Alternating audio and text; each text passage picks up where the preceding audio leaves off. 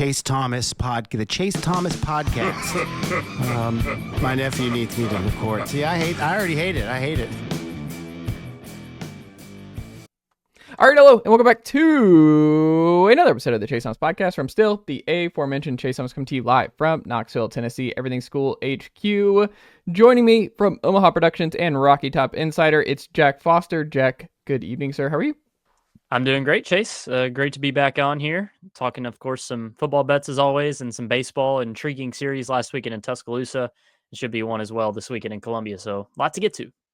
Absolutely, and you're doing a good enough job with Rocky Top Insider, Jack. I think we can kind of like put Shump on the bench. I don't know what you think about that, but I think maybe put him on ice for a couple months. Like it's just AJ Russell. We don't need him for a while. I think that's what's best for Rocky Top Insider. I think it's what's best for the volunteer media community. It's just been a lot of Shump with basketball here and obviously football. Just give him a much needed break. This is Jack's time for the next couple months. Right. Yeah. Bring him in for the postseason. Make a postseason run. That'll be fine. But regular season, we can win the league with what we got going now. Or he is the only road. He's a road guy. Like it's like he's only allowed to cover if he goes on the road. He has to travel. Like you get all the home games. Any home games, pal. No more home games. Yeah. That would be sorry, buddy. All right. Well, Jack Foster, we have, like you said, here some Tennessee futures bets, and then we'll get into some Tennessee baseball here. But the first two that I wanted to run by you, and kind of like this is something I've been thinking about the last couple of weeks, because I think I saw in Volquest Monday Night Chat that I want to say Austin Price said that, and please correct me if I'm wrong in the comments, but that he expects Seth Littrell to be in the booth with Halsey up in the skybox. So if that is indeed the case, it's interesting because I think you and I have talked about, and Ryan and I have talked about, like he's been pretty prevalent at practice. You've seen Alan Williams pop in there a little bit. Landry Jones I saw today in some practice video. But it seems like Seth Littrell is like fully inundating himself with everything with the offense, and he is a quote-unquote analyst. But because of how much analysts have changed in terms of what they're allowed to do with teams having unlimited, and just it's very different than when Saban was stockpiling analysts. It's a very different kind of deal. I kind of wonder like how much, because he was an SEC offensive coordinator just a season ago at Oklahoma. And because Joey Halsey's still in his 30s, Seth Littrell, been a head coach, been coaching offense for as long as Josh Heupel has, and I mean, they played together at Oklahoma. I do kind of wonder if we're going to look back this time next year, Jack, and be like, man, Seth Littrell kind of was that veteran influence to kind of help these young guys, because that offensive side is still super young. Like, no one's over there in their 40s. Like, you look at it, outside of Glenn Ellerbe, Kelsey Pope, Joey Halsey, Alec Ablin, Darrell Sims, all young guys. The defensive side of the ball, it's all vets. Like it's just very, very different in terms of the age on both sides of the ball. But I don't know. I think it might end up paying dividends. What do you think? No, I think that's a fair thought. And I saw the Seth Littrell question on the rundown today, and I guess I hadn't put enough thought into how this could impact the offense. You know the numbers at North Texas and how great he was there. As a play caller.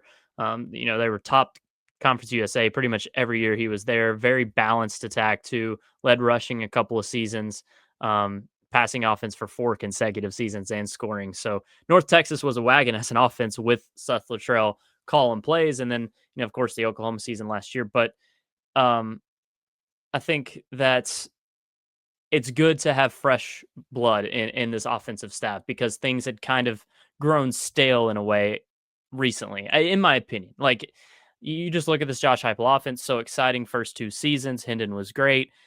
Really kind of setback in 23. A lot of that pinned on Joe, maybe a little bit, unfairly. And then last year, it was really more of the same. Like, especially when this offense goes on the road, just a lot of stale, a lot of around the line of scrimmage. Not saying that the scheme is going to change at all, obviously, but just to have fresh, mind in the offense. Obviously, he's in an analyst role, and just some energy at, like you mentioned, with sitting, up top. Maybe that isn't a factor at all, but just having something fresh in this offense, I think, is good, and a guy who's been around as well.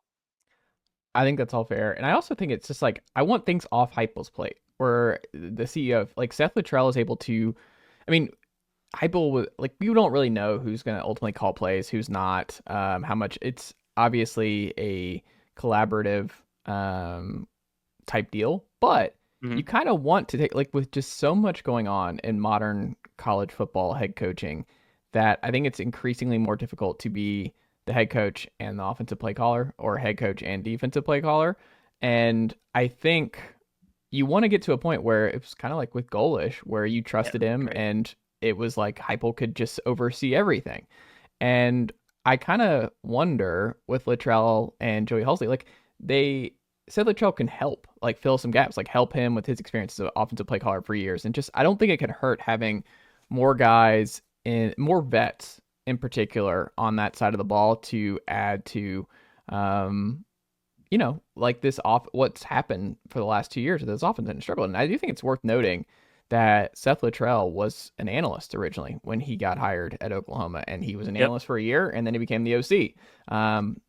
It's interesting. That's why I just kind of am raising an eyebrow where I'm like, Yeah, and while it wasn't a surprise that Halzle didn't get fired or anything, there were a fair amount of people saying Joey Halzle era needs to be done at Tennessee. Like, there was frustration there, and it hasn't quite lived up to the expectations that were set for Tennessee's offense when Golish departed. So, it could be an easy succession if Tennessee's offense struggles yet again, and Halzle could not be at Tennessee next year. Who knows what's happened down the road? But you're right. The analyst to OC succession at Oklahoma, maybe it could be the same thing at Tennessee.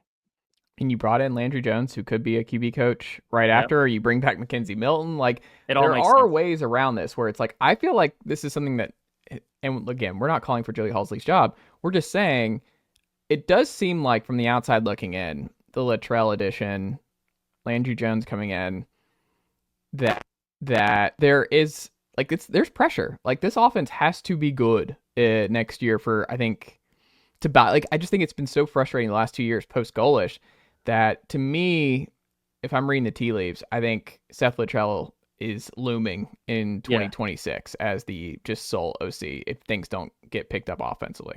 Yeah, and that's the other thing. If Tennessee wishes to move on, there's no real question mark. There's no, what's going to happen? It is complete unknown as to what's going to happen next for OC at Tennessee. You kind of have a good idea. 100%. I 100% agree. Switching gears here, Jack Foster. Travis Smith, this is something I've also been thinking about this spring. And I mean, there's a scrimmage on Monday, and I'm excited to see how that goes with a lot of these freshmen for Tennessee. Do you think Travis Smith starts more games on the outside in 2025 than Chris Brazzell? I will go back to my theme that I've said multiple times on this podcast, multiple times in the Josh Heupel era. Josh just doesn't play freshmen a lot. So, no, I do not think. I think it would take a lot, probably an injury to force Travis Smith. It wouldn't necessarily have to be to Brazzell, but an injury to force Travis Smith into playing time, and then for him to shine in a big spotlight and then start more than Chris. It would have to be something like that. I just don't see it happening because Josh hasn't played young guys a lot in his career. He was forced to with Boo last year. It's kind of the only example. He will be forced to with David Sanders this year, but specifically at skill position players, it hasn't happened a lot. You saw it with Mike a year ago. So no, and I know you love Travis Smith, and Chase, you're always one to like the newcomer, like the new toy, and talk about it getting a ton of playing time. I like that. I like that you bring these talking points up. It's very interesting, but I just don't see it quite happening. I don't know what you're talking about, Jack Foster. That doesn't seem like you do it a lot. I mean, you're like, okay, this guy, oh my gosh, he's gonna be great. New transfer, new freshman, and you just haven't seen him do anything in a Tennessee uniform yet. You kind of have to pump the brakes. Is that an impression of me? Is that your Chase Thomas impression? I wasn't trying to do a voice impression. I can try, but what? Go for it. What's a Chase Thomas voice impression from Jack Foster? Gosh, I shouldn't have put myself on the spot. You do the really high voice when you get mad. I don't know. I don't want to tick you off if it's bad. I'm pretty even keeled, man. I don't know. I don't know what you mean, Jack Foster. Man, I don't know. That was my best one from what you just said. Easy to mimic. Goodness gracious. Hopefully Shump doesn't hear this because he won't let me live this one down. But Jack Foster, I tend to agree that it's one of those where you only started one true freshman last year, and it was out of necessity with Boo Carter because of the injury to Jordan Thomas that Boo Carter would not have started. Maybe he starts later on throughout the year. Either way, if Jordan Thomas doesn't get hurt right before the season, but he does, and Boo Carter steps in. I mean, David Sanders, I would expect to be a day one starter against Syracuse at right tackle. So I think that's I'm not going to say guarantee. I would be just surprised if David Sanders is not starting at right tackle against Syracuse in Atlanta. I also think there's a scenario where, because you might not have Jermod McCoy out of the gate, maybe you want to keep Jalen McMurray in that third CB role where he thrived last year as one of the top 100 PFF ranked corners. You don't want to throw him on the outside along with Ricky and maybe give a Trey Poteet or a Ty Redmond an opportunity there. I don't know. It might be a stretch to go down that road, but still something that it wouldn't blow me away if Willie Martinez did something like that until Jermod was ready. Or if Jermod is ready, then this is moot. But I would also say, like, it receiver is just such an interesting type of question to me, because I think Chris Brazzell still has the talent to be really good at Tennessee. There's a reason he was highly sought after in the portal last year. He was solid at Tulane on an undefeated Tulane team, on a good team. And it wasn't like a North Dakota State to Tennessee kind of like Tulane at the G5 level has been one of the best G5 programs. So it was a step up, but still you didn't expect the kind of up and down season he had. He has the measurables. You saw flashes like against Alabama with the biggest touchdown catch of the year. I wouldn't be surprised if Brazzell figures it out on the outside, but I do think because they are so thin in that room, and because he wasn't able to lock that down last year, I mean, it just, I think the opportunity is there if you're going to do an overhaul. And part of what I think makes me wonder about it too is that what if Travis is kind of Boo Carter-ish, where he comes in and he just kind of forces Kelsey Pope's hand, where it's like he's just different, his size and his catch radius and how good he is at just going up and catch. And he's just a little bit different, something we don't have. And he's a freshman, it's a lot to put on him, but look, he's just better, and guys notice. It's like he's consistent. He's doing his head down, going to work, practicing well. It's like a Boo Carter thing where it's like, we like Christian Harrison at that spot, but it's just clear that Boo is different. We'll live with the mistakes that he makes because he's just a freshman and he'll learn from it. And maybe that's what you look at in terms of like Brazzell will still play, but Smith is just better, and he's just someone with a higher ceiling for Tennessee, and you give him those snaps.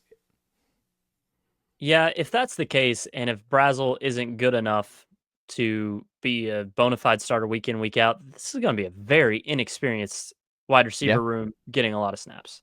Like, if Brazzell's not getting a ton of snaps, then you got sophomore Mike Matthews, who basically kind of a redshirt freshman because he barely played meaningful snaps a year ago. You have Braylon Staley, who is a redshirt freshman in the slot, and then you'd have Travis Smith as a true freshman.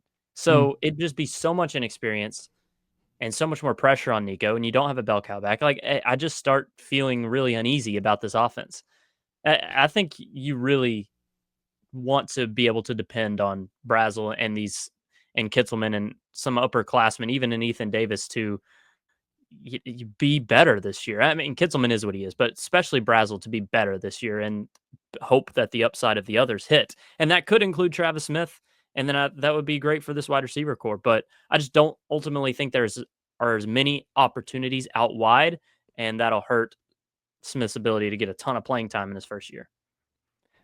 I think that's fair. I mean, he's the number one wide receiver in back-to-back classes for Tennessee from the state of Georgia, top 10 on 3 in the recruiting rankings at receiver. If you look at 2024, the recruits who played as a true freshman, Jeremiah Smith started, won a national title at Ohio State. Cam Coleman started at Auburn, number 2. Ryan Williams started at Alabama. He was number 3. TJ Moore played a lot. He was number 4 for Clemson. Micah Hudson didn't work out. Gatlin Blair didn't really play, I don't think, for Oregon really that much. And then it was Mike. So Mike was right after at 7. So it's 2 top 10 receivers in back-to-back classes. And I think the difference, though, with last year, like if Mike was in a room like this last year as a true freshman, I think we would have seen a whole lot more of Mike Matthews. But because you had the veterans like Brew, like Squirrel, like Dante Thornton, like Brazzell, that there was less opportunity. Like there was not there was just a lot of veterans in front of him. This year, it's not the case. So I think it's a different scenario that Travis Smith's walking into than what Braylon Staley and Mike Matthews walked into last year. And it's why I would probably say it's more likely that Travis Smith plays and gets a better, there's an easier path to consistent playing time for Smith than there was for Matthews and Staley last year. Well, that's fair. Obviously, Staley didn't play, but Matthews was wide receiver 6 last year, probably in playing time behind the 3 starters, Dante and Chaz. Yeah, he's Chaz, Squirrel, Brazzell, Thornton, Brew. Yeah, so then that's it was 5. probably it's him or Caleb Webb is 6. He might be 7, honestly. Mike may have been 7th. Yeah, in snaps. Travis Smith's probably going to be 4th. Yeah. So you're right. There's more opportunity, but when it comes back to the question of, starting more games than Chris Brazzell, I don't think it's going to happen. I don't know. I'm going to say yes. I think I'm going to say yes, Jack. I'm bullish on the young receivers. Running doc. We need to keep a running doc of all these question and answers and see what ends up happening, whether it's Jordan Ross leading Tennessee in sacks or who was it with interceptions a couple weeks ago? It was Boo potentially in picks. Well, I also said Boo would be the most fun just because he's going to play. Like I could see a scenario. No, yeah. But I think I said not Idris Farouk. Did I say Idris? We talked about him being a dark horse. Yeah, it might have been Idris who I predicted. Fill in the Will Brooks spot because Will Brooks was tied with Dramad last year. Right, at 4-piece. Yeah. Yeah. So I'm saying it's probably not Turrentine. No, it'd just be fun to keep a running doc and see what ends up shaking out. All right. Well, also, Jack, credit to you too because you're definitely taking more chances with your takes than I am. So applause. I also think it's the best case scenario for Tennessee because, like, if Mike, and Braylon and Travis play a lot this fall and they're solid, Tennessee's set for a little bit. Like, then they can grow, and then even next year when you have a new quarterback, and you have potentially Smith, Staley, and Mike Matthews all as veterans, at least in their second year, some in their third year in the system, and all blue chip guys. Like, that's a great situation to break in either Jake Merklinger, George McIntyre, or Faison Brandon situation. That's why I kind of have my eye on the following year, because you do want, I think, and we should also throw in Rodarius Jackson as another possibility on the outside. But it just seems like Travis Smith, just different kind of skill set. Like, they just don't have a player who could do what Travis Smith can potentially do on this roster right now. And I don't know. He's like a blue chip version of Cedric Tillman potentially. And I think it'd be fun. If Travis Smith's really good, Tennessee could be very scary at the receiver position. Like, as much concern as people have, I think the feeling could be flipped very, very quickly with this receiver room. It's funny how this last year, Tennessee's offense was we know what we have everywhere but quarterback, and let's see what we have at quarterback. This year, it's we know what we have at quarterback. Let's see what we got everywhere else. Yeah. It's a complete flip. Let's see what we got at running back, wide receiver, most of the O-line, honestly. Yeah. Not every position, but a lot of them. So, yeah, I think that's fair. Baseball, Jack Foster, big series at South Carolina. South Carolina's had a rough start to SEC play too. So it should be a series where Tennessee rolls, knock on wood here, in Columbia over the weekend. But I'm curious, how do you think, with Gavin Kilen being out with the hamstring, and we'll see what his ability looks like this weekend, Ariel Antigua has been the biggest beneficiary to me with Keelan's absence. What have you made of Ariel's play plugging in there, both in the field and at the plate? Well, there's no question that Ariel Antigua is Tennessee's best defensive player in the whole roster. So having Ariel in the field is a major plus any game. I love watching him play shortstop. He It just makes everything look easy. He's so smooth. He gives Tennessee such a safer floor, higher floor defensively. His bat has been the biggest issue, of course. He's not been able to hit at Tennessee ever. But then he wakes up this past weekend in Tuscaloosa and has 3 hits in one dang game against Alabama in the series finale. 3 for 4, has a double in there, an extra base hit. You kidding me? He had 2 all of last year. You even saw the pop a little bit in the midweek. I know the stat sheet looked bad, but he almost sent one out of the park, opposite field to right. So he's displayed some power so far. He had the big day against Bama, also had a hit in game 2, worked a great walk on the weekend. So Ariel Antigua, if he can give you that, he's a set it and forget it type of starter for Tennessee because of how good he is defensively. All he's got to give you is a little bit on offense to make it worth your while. And with Gavin Kilen out, I think Antigua earned himself a handful of starts given what he did in Tuscaloosa. So you'll see Ariel start in short while Kilen is sidelined. When Kilen comes back is when it becomes an actual question of, did Ariel do enough to stay in a starting role and it be Fisher, Kilen, Ariel, Dean? And that could be something that happens. But and then Manny would be the odd man out, of course. But no, I think Ariel, of course, is a plus in the field. And in the 9 hole, you just got to have a little bit each game. If you can, then it's, like I said, set it and forget it. What's your gut? Do you think Ariel finds a way to be in Manny's the odd man out, or do you think when Gavin's back, Ariel is just back to being that late inning guy and key spot? Like, which way do you lean? This is a big weekend for him. I'll put it that way. If he has 1 hit on the weekend and he's 1 for 12 or whatever, then I'll say Manny is going to get the reps. But it's not out of the realm of possibility. Like, the talent is there, man. Yeah. That was not the book on him coming in. The book was, oh, this dude is going to be a starter and he's awesome in the field. Like, there was no trepidation about what he could do at the plate. There was no worry about his offensive skill set. He's just not been able to put it together. But the word is the talent is there and the skill set is there. You just got to see it come to fruition. It did for 1 game. Can it for more? We'll see. Yeah, I would be so curious how Tony handles the infield structure if Ariel earns enough trust there, because I think it could get weird in the infield. I think what I said is probably what happens. Ariel is best at short. So if he's going to start, he's starting there. Yeah. Then Fisher has been working at first all season long. No reason to move him there. I like Dean at third, honestly. Ariel and Dean at short and third is great. And then Kilen's played second. So to me, that's the 4. And Marin is just odd man out, probably midweek starts. But this is assuming Ariel can be good offensively because we know Manny is. So yeah, man, it's a good problem to have. Like, you don't need Alberto Osuna. Like, all this. Imagine if Osuna was in the fold, then what? I mean, I guess Osuna would just DH because Levi has been struggling. So that's the easy answer. I was gonna say, that's where Osuna would fit in right now. Is Levi hitting the wall in SEC play? Like, that's. But Bargo has picked up. So yeah. I guess you just rotate Bargo and Jay if you wanted. Well, you could also platoon Bargo and Levi, right? Or isn't Bargo lefty, Levi right? Right. Yeah, so you can just Alberto is righty too. So if Levi's just out of the mix because he keeps struggling, Alberto suddenly gets eligible, then you could do Bargo, Osuna, play at matchups. And just I feel like the ship has sailed on Osuna, right? Like, that's... Yes. Yeah, I don't even know where it's... I feel bad talking about it because it's wasting time. He's probably never getting eligible. Yeah. It's just so late. Like, we're now almost in April here. It just seems very unlikely. It just sucks for him. Yep. Baseball. State of the bullpen. Who is trending up? Who is trending down, Jack Foster? Because, like, it's been Krenzel mania a little bit. Tanner Franklin got back on track. Who do you have trending up and down right now? There's a couple trending up, but yeah, you mentioned him. Braden Krenzel. He's trending up more than any other player right now.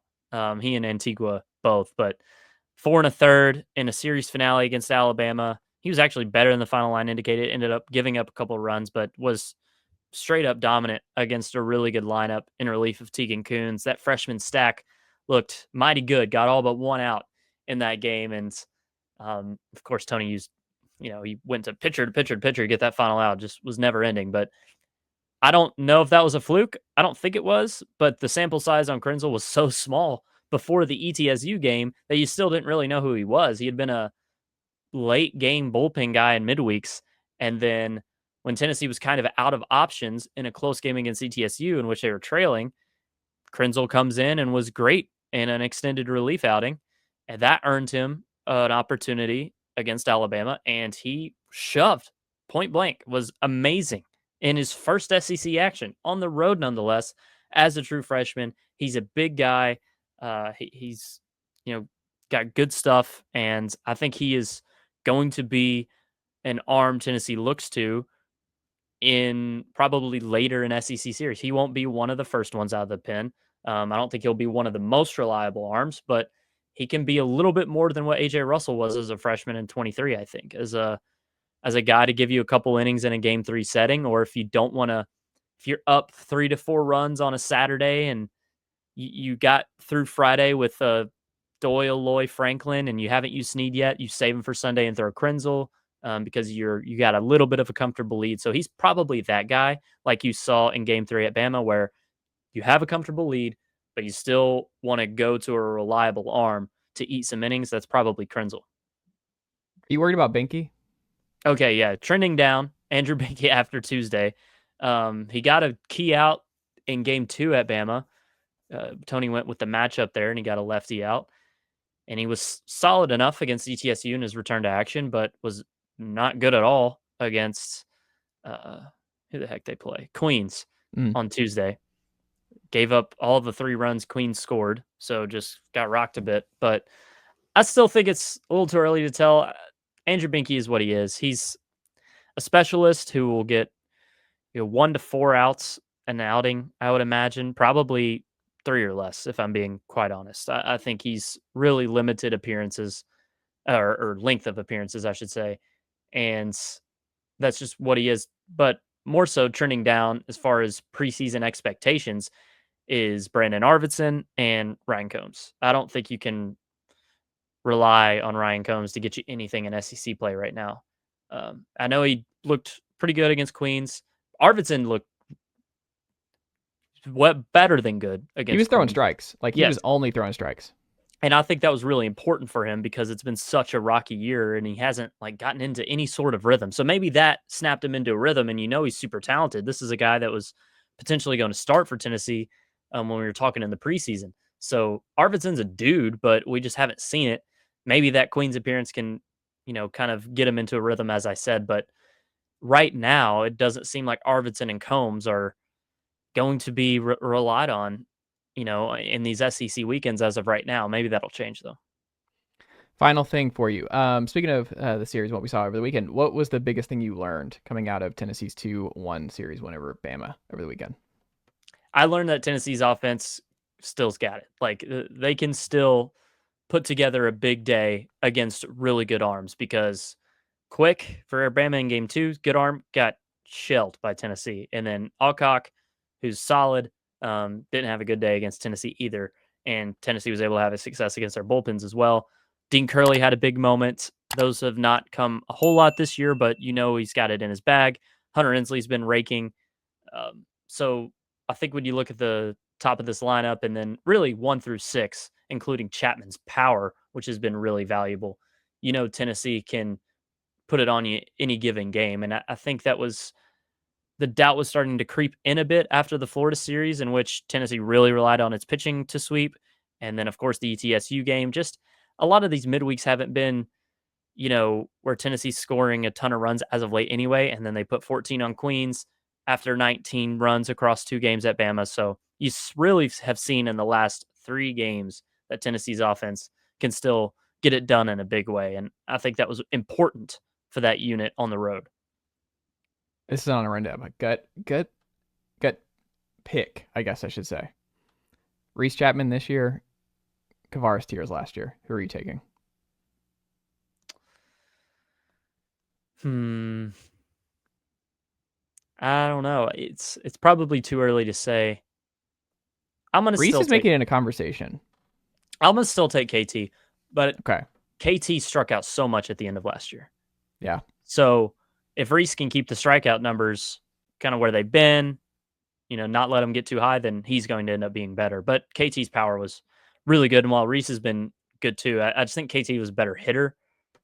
Probably is, right? So I'll take Tears, but Tears, like I said, really struck out a lot at the end of last year. So if Chapman can avoid that, he'll end up having the better year, in my opinion. I agree. Jack Foster, what can good folks check out from you and the team over at Omaha Productions and Rocky Top Insider? Yeah, so baseball coverage all weekend long from yours truly. Ryan will be busy with a lot of hoops. We'll see if Tennessee plays on Sunday. No, they're playing on Friday. So kind of have to pick what you watch on Friday night between baseball and hoops or multi-screen setup. I'm over this. I'm over it, Jack. I'm over having to do that. The simultaneous is really sucks, honestly. Yeah. Like if it was basketball at 2 or even baseball like at 4:30 or something, that'd be great, but sadly not the case. But baseball coverage all season or all weekend long and all season long, at bat by at bat threads every game if you can't watch or watching hoops. And then for Omaha stuff, we got War Rooms coming up, the Mina Kimes show, which is where she just does mock drafts with various NFL personalities across media. SV Pod's been a blast in March Madness. Scott and Steve watch more college hoop than anyone. And of course, SVP is a Terp. His wife's a Gator. So house divided on this Thursday night. It's going to be an insane game. If you're listening to this, it's already happened, but go Terps. I'm rooting for my man, Scott.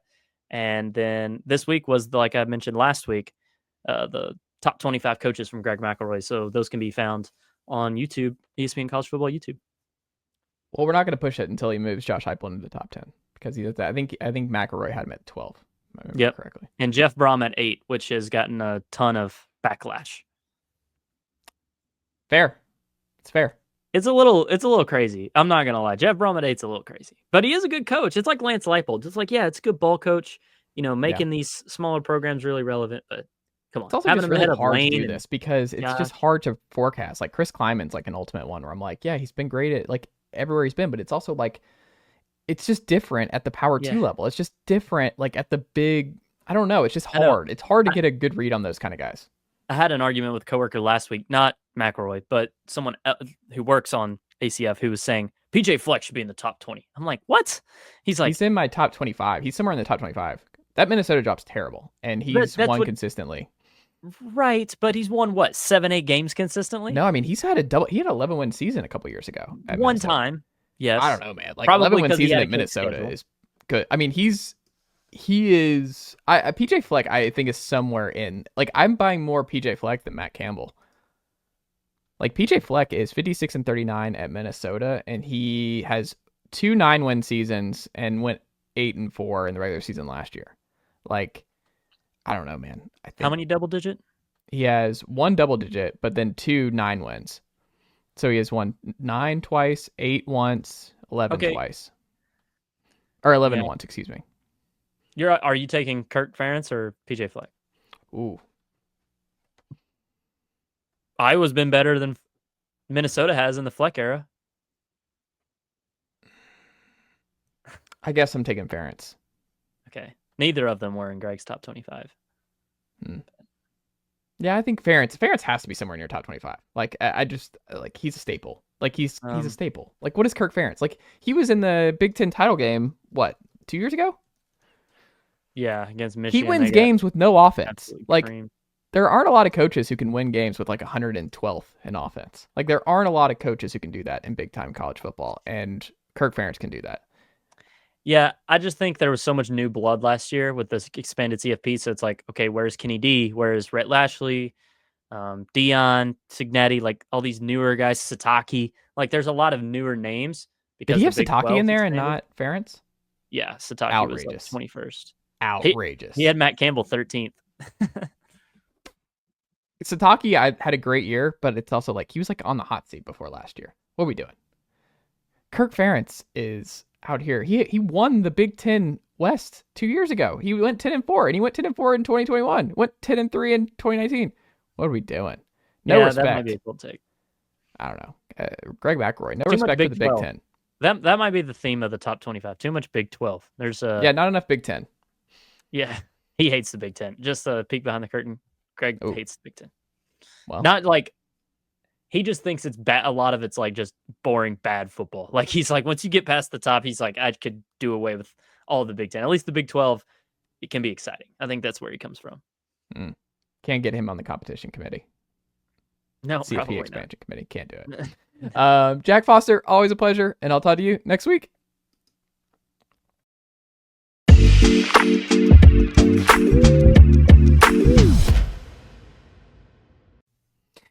right, we're back here on the Chase Thomas podcast, where I am now joined by Volquest's own Brent Hubbs. Feels normal, Brent. We did that afternoon pod a month and a half ago, I think, and it felt odd.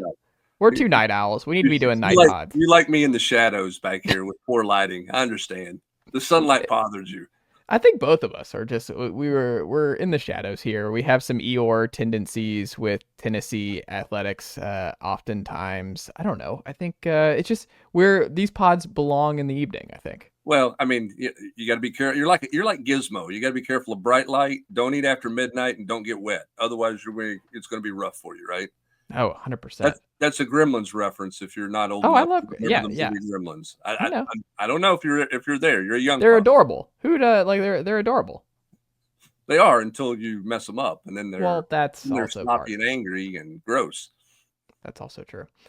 I never would have thought we'd get a Gremlins. It's easy. You're a Gremlins guy, but see, I think I heard you talking about the movies last week on the Volquest mailbag, where it's like your movie stuff stopped around Gremlins. It did. It like those guys were talking about movies, and I'm just like, don't ask me any details because I'm not going to tell you all of those movies that they were referencing that I've never seen because there's a lot of them. And Brent, you were getting uncomfortable. Like I'm driving down the road on the way to the park with my dog, and I look at Khaleesi the dog, and I'm like, Brent's uncomfortable, and I don't know why he's so uncomfortable with this conversation, but this man wants no part of it. No, I know nothing about recent movies, nothing at all. I just stopped being a movie guy. I'm not a big movie guy.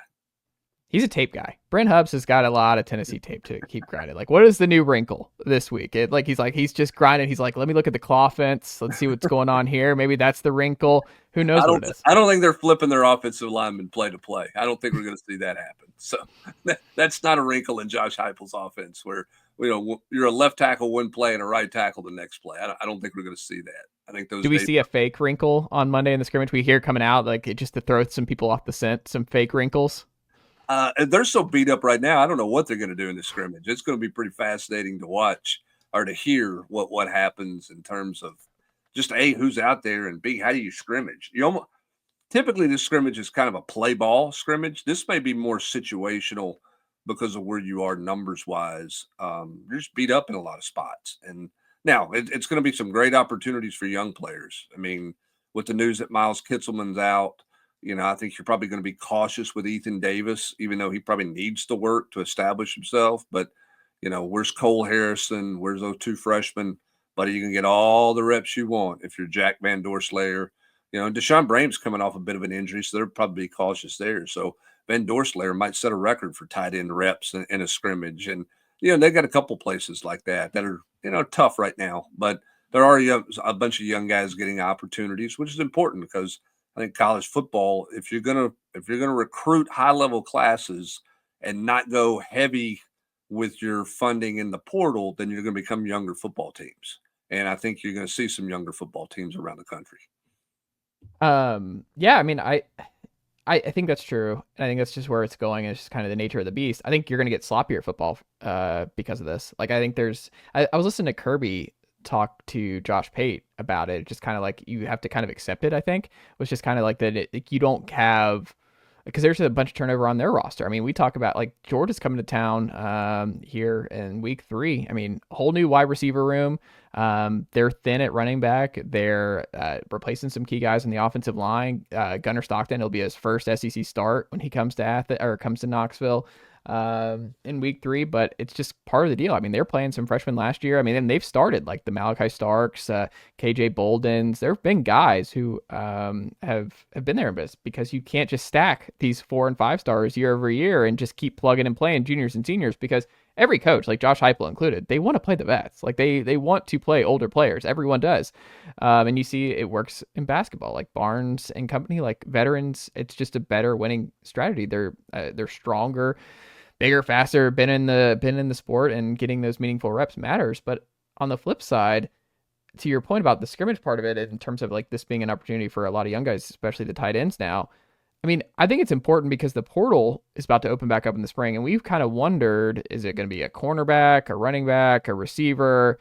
offensive line? Like, where are they a defensive end, like, or interior, I guess is probably more likely, but like, where are you most thin? Where are the young guys at here in the spring? And I think that's something that hopefully can be instructive is, do we really need to add a corner to this room? Do we need to go get a Kamal Haddon this cycle? Or is Trey Poteet and or Ty Redmond ready? Can they handle QB3, CB3, CB4, and we're okay? We don't have to spend that money there. You know what I mean? Like, I do think this is kind of helpful. Like, you don't want to be decimated by injury in the spring, but you also kind of need to know where these receivers are, these young receivers, and these corners are, I think. Yeah, and nickel too. Yeah, and I think probably receiver more than corner, because I think you've proven that you can play younger players in the secondary. Yeah, I think you got a little more confidence there. I mean, you played Boot Carter as a freshman. Ricky Gibson started a game as a freshman 2 years ago. So you've been a little more comfortable being younger back there. You haven't been very comfortable with freshman receivers and young receivers. I mean, Mike Matthews played 177 snaps, and I was on this podcast, and we talked about it on our podcast. Is this the week Mike Matthews? Is this the week? No. Is it? No. Is this going to be the week? I don't think so. So they don't. I think, Braylon Staley made an interesting comment when he met the media earlier this week about how you have to be able to adjust so much on the fly so fast. And they're asking these guys at receiver to read stuff pre-snap and post-snap in terms of some of the route combinations and what they do. And I think it takes some time because it's different than what they've done in high school. In high school, the call is you run this route. Well, now you got choice routes. So you're deciding, if this guy's playing inside coverage, I'm going to break it outside. If you're playing outside leverage, I'm going to run a slant here. I've got to be on the same page with the quarterback. We've got to figure it out. We're both making the read at this point in time. It's a little harder as opposed to taking a corner and saying, hey, man up and go play man. So I think the bigger question for me is, where do you think you are with your second year receivers? And where do you think Travis Smith is? And where do you think Radarius Jackson is? And where's Chris Brazzell in his second year? Do you feel like you need a vet? Here's the other thing. Can you get a vet receiver ready if he doesn't get here until May? It's easier to get a corner ready, So now you're sitting there going, well, okay, here's this receiver out there. Well, how big of an impact can he make? Can you get him ready in 4 months to do all the things that we're talking about? It takes almost a year to figure out. So I think you're looking at that. I do think you have to look at defensive tackle. I think Hobbs going to be a good player. I like Jackson Moy.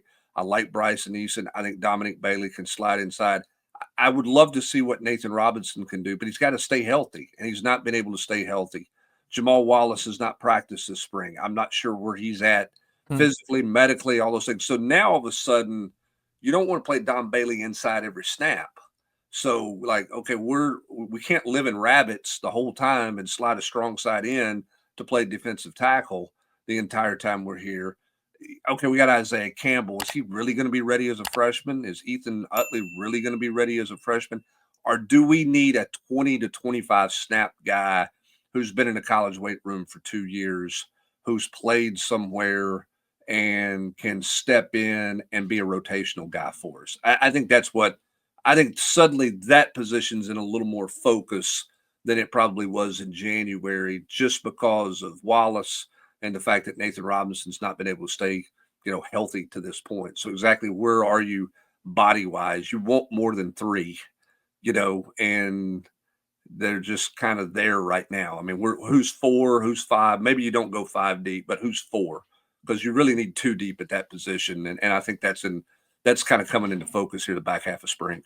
Yeah, I mean, you lost 3 of your top 4 snap getters at that spot: Namari, Omar, and Elijah. I mean, Elijah is the one you wanted back, right? Because that would have exactly what you're talking about, the 20 to 25 snaps. We've got David Hobbs, who's ready to step into a bigger role. Jackson Moy can step into a bigger role. Bryson Eason's gotten better and better each and every year. You're we don't need you just need someone who can gobble up a little bit of those snaps before the Utleys and the Campbells are ready for bigger load. I'm surprised. I guess they have a lot of young talent there, and Would it surprise you though if Campbell or one of those freshmen did end up? Because how much did David Hobbs play? He played a little bit as a freshman, Yeah, right? he got back. I mean, he played more and more. In the ideal world, here's what you wanted, and here's what you thought you had, and why you thought you were going to be okay.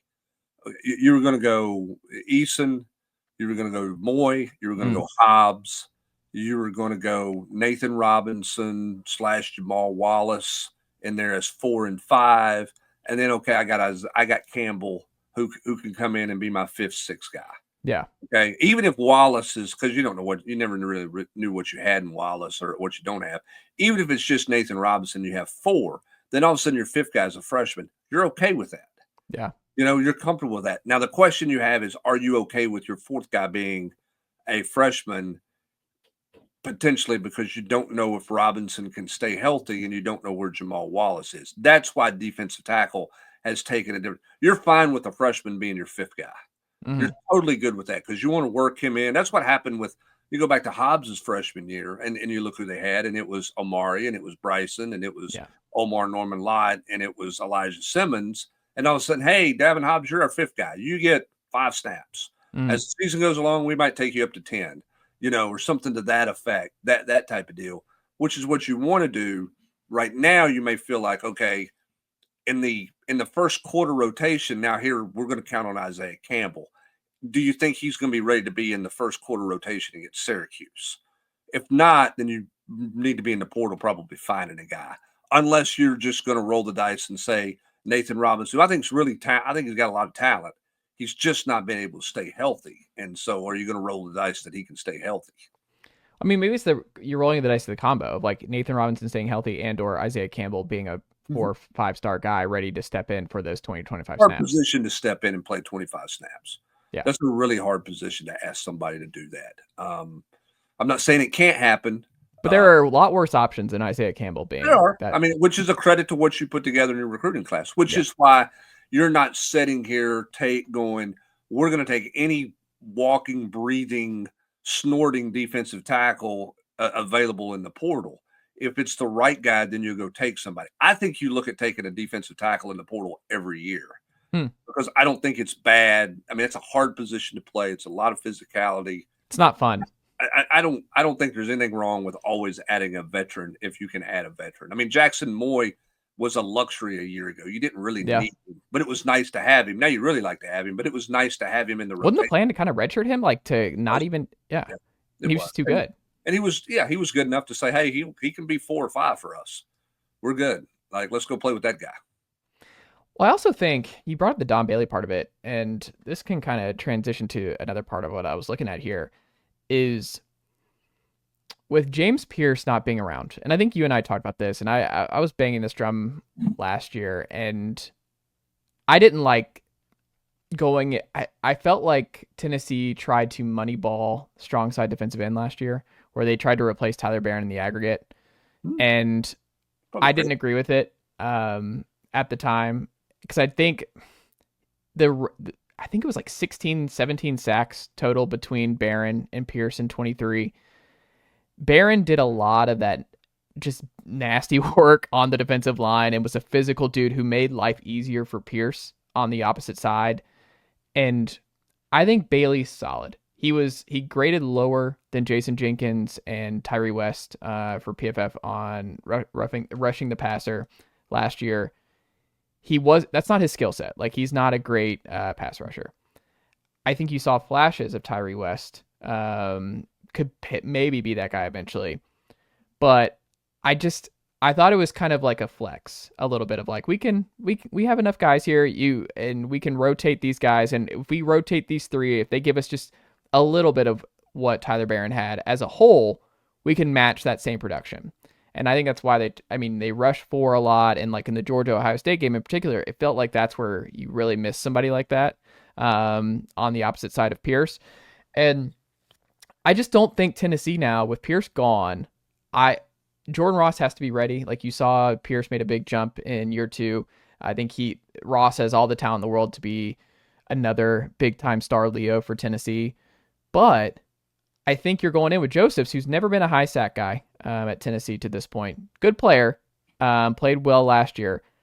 I don't think you're going to be able to get away with having Joseph's on one side, maybe Caleb Herring a lot of snaps on behind him until Ross is ready. And then on the other side, you're going with Dominic Bailey for a lot of snaps, and we'll see who's behind him. Maybe Tyree West, hopefully Tyree West. I think you're going to need more juice there. Like, I think you talked about, like, it seems like they're probably going to blitz more in 25 than they did this previous year.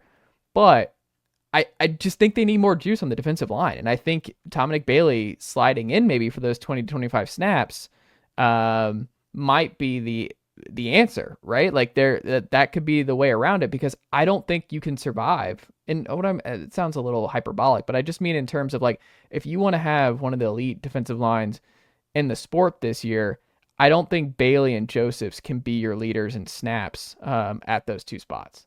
Is that fair, or is it? I don't know. Well, I think Josephs is a better pass rusher than probably given credit for. Yeah. He's got to finish better. There's no question about that. I'm curious to see if Ross is the guy on the other side when they go rabbits. Huh. Okay, when they slide Bailey inside, or Bailey comes off the field and they're playing two true tackles, and they play Jordan Ross in pass rush situations. There is he kind of the rabbits guy.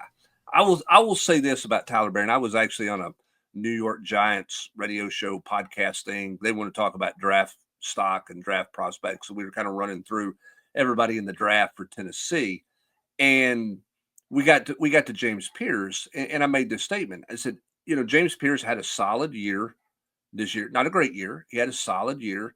And they were like, well, why were his numbers down? I said, well, one reason his numbers down was Tyler Barron wasn't on the other side. You go back and look, and listen, guys leave, they chase money. Tyler Barron obviously was chasing money because he went to Ole Miss, he went to Louisville, then he ended up at Miami. I would contend that Tyler Barron missed James Pierce, didn't help his stock as much this year, and James Pierce didn't have Tyler Barron, which probably didn't help his stock from where he was coming out of the previous year. You go back and look at the tape, a lot of that inside work and some of that rabbit stuff where they slid Barron inside, he forced the quarterback to move. A lot of times he forced him towards James Pierce's lap. Sometimes Pierce forced the guy to step up, and he stepped into Tyler Barron's lap. They played off each other very well. And I think Tennessee does have to find somebody to play off Josephs on that side. Is that Jordan Ross? Is that Tyree West? What exactly does that look like? We'll see. And I think they'll probably be a little more aggressive. I think we have one of the best front fours in football, and we're going to play straight up. We got good corners. We're going to play it straight up. And it worked, for the most part, except Georgia. It didn't work on third down against Georgia. And it obviously, if you saw Pro Day at Ohio State, we'd probably understand why that game ended the way that game ended. That was like the who's who of the NFL watching a Pro Day. And some of Ohio State's best players aren't eligible for Pro Day at this point in time. So that's a pretty good football team. But I do think Tennessee will be a little more aggressive in situations with a pass rush this year than they were last year, because I think they were a little bit too. We'll get there with our 4. We'll get there with 4. We're going to run some games and play and get there with 4. I think you'll see them bring some more linebackers, some more. We didn't see a lot of star blitzes. We didn't see a lot of safety blitzes. I think you'll see a little more aggressiveness out of Tim Banks this year with what he has to work with, especially with Boo in year 2. Like, you imagine he's going to be, he's going to be great off the edge. Like, he should help on that regard, especially on passing downs. And some of that's a read, and I think the thing with Boo last year, and I'll give Tennessee credit because it goes back to what we were talking about earlier. You got younger players, so how do you avoid being sloppy? Don't overload them. Don't tie up their feet with their mind. Don't put too much on their plate. So maybe you do simplify some stuff, right? And say, instead of telling Boo, okay, if the formation shifts to this, and this guy's over here, and this is guy's doing this, and you read the backs here, and you're doing this, all of a sudden that means you're coming. As opposed to travel with the guy in motion and covering. Yeah. You know what I mean? Sometimes for when you're playing youth, you got to simplify things a little bit. And I think Tennessee built with Boo as the season went along, but I don't think he was running the full arsenal of the star position all season long. I think you'll see him be much more multifaceted at that position this season as opposed to just being a coverage guy. I just think they have a lot of this defense. I think is gonna be fine by and large. I'm pretty bullish on the defense. I think there's gonna be more juice. I think we talked about this too. Just like I think this is the best linebacker room they've ever had in the hype era. I think they have just so much talent, and there's some iron and sharpens iron situation there. Where I mean, Jordan Burns was kind of forgotten about, but I think he's gonna be a player. I mean, you have Edwin Spillman, who clearly would have played if he's not hurt, didn't get hurt. Like there's a lot of juice there with Edwin Spillman, and T-Lander has been a good story for Tennessee, especially on early downs and against the run. Aaron Carter in year 3. I just think it's just a surplus if you get anything out of Jaden Harmon or Pilati or Gass as true freshmen. I just think they're loaded there. I think they'll be fine at corner, whatever it is. I also just think at safety, there's a chance where it's like, whether it's Idris Farouk. I mean, we've seen John Slaughter run with the ones a little bit. Like, I know you and I talked about John Slaughter. It feels like he's been here for 7 years. John Slaughter has been theoretically intriguing at the safety spot for 3 or 4 years now, it feels like. But he could run with the ones. Like, he could end up taking that job next to Turrentine. I don't know. I just think they're going to be really solid. And it's just a testament when you look at the roster in 2021 to now. And I'm like, man, there's some questions they have to have answered here, but there's still just a lot of talent on this side of the ball. That's the difference. There may be as many questions about this team going into this year as heck, maybe there was Josh's first year, but the difference is the answers are better possible answers. Mm-hmm. The first year answers were like, this is not good. Yeah. Now your answers are better because your talent's a lot better. Your roster's a lot better. Yeah, you've got questions, and you've got a lot of questions, but I think you're always going to have questions. I mean, I think that's the world we live in now. What you want to do is you want to have your choices for answers to be more capable bodies than they have been. And that's the case at Tennessee. That's the difference. The questions may be as plentiful as they were Josh Heupel's first couple of years, but the answers to the questions are much better options than they were those first couple of years. Do you think this time, we circle back next year, Brent, and we look at the impact of Seth Littrell, Alan Williams, and John, how do you pronounce his last name? The new special teams veteran coach. We're not calling him an analyst, but he's like the veteran. Like, I don't even know what to call him. Above. I know you're talking about John. I don't. Bonamigo? I don't know. I'm not sure. Apologies. I'm not going to mess up his name on this podcast at night. But that's fair. It's like Badamingo or Badamango or something like that. But it's not Buttafuoco, so don't get it's not that. I do know that. Not that. But do you think it will end up being kind of an under the radar? Because I Seth Littrell's flying all over the place. I saw Alan Williams do it. Like, it feels like they got some real assets that I think fans might overlook in terms of like, these aren't the splashiest, or it's easy to overlook in the dull season, but you have a defensive coordinator in Alan Williams at the NFL level, who could only help things, have an already veteran staff on that side of the ball. You have a young special teams coach taking over, but I mean, this guy has all kinds of great experience, NFL experience, where he will help ease the transition, because you're going to need great special teams again from Ross and Max Gilbert to continue progressing and company. And then Littrell, of just like having someone in that room. Fans have wanted a goalish type back. He doesn't seem like from the outside as happy-go-lucky as the rest of the young staff is, just from the outside looking in. And someone who, because of his relationship in years back with Heupel and playing on that national title team together, will tell him, be like, hey, this is not like, have you thought about fixing this? Like, someone who is just going to be in the foxhole, but not be afraid. And we're not saying that people were afraid before. It's just, you're going to get some real honest, like brutal honesty from Littrell potentially, right? Seth Littrell sat in the big chair. I mean, he's in the big chair as a head coach, so he sees what Josh Heupel's seeing from a big picture standpoint. Now, he was at North Texas, and okay, maybe it's not that, but you're still making critical decisions. Like, okay, what do we do here in this situation? Well, let's think about what it means for the defense. You know what I mean? Let's get out of this total offensive mentality all the time, and let's make sure. And Josh Heupel did a much better job of that last year, other than going for it from his own 20 against Florida. I mean, he played field position football a little better, and you saw some growth in that way. I think this is a smart move this offseason by Josh Heupel. And everybody wants to put a qualifier on it. Like, what does it mean? Does it mean one more win or two? I don't know what it means from that standpoint. But when you have openings like that and you have opportunities, you have two choices as a coach, right? Like, am I going to get somebody who's just going to follow in line with me and is just going to learn underneath me and is, I don't want to say yes man, but they're not going to really, I mean, they're just trying to get started in coaching and really grow there. Or do I go and use those for some real help, like a real analyst? And these guys are real on the field coaching analysts. I mean, Alan Williams when you talk about self-scouting, I mean, Tim Banks is going to do his own self-scout, but he's got in his mind, this is what we do, and this is what we should be doing, and this is who we are, this is our identity. Well, here's a guy who's been an NFL defensive coordinator at 3 stops that can come in and go, Coach, what if you played it this way? Mm-hmm. What if you think about this? What if we looked at it like that? Here's something that we did when we played against this type of offense.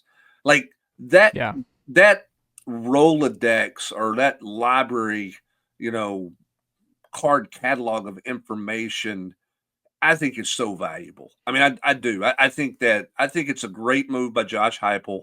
No offense to the young guys. I'm not saying young analysts can't be helped, and you got to have a mix there. But man, I mean, Tim Banks obviously has a ton of confidence and belief in Alan Williams. Tim Banks is walking around the practice field all over the place. Yeah. I mean, all over the place. I mean, he's out there watching the defensive line, and he's watching the linebackers.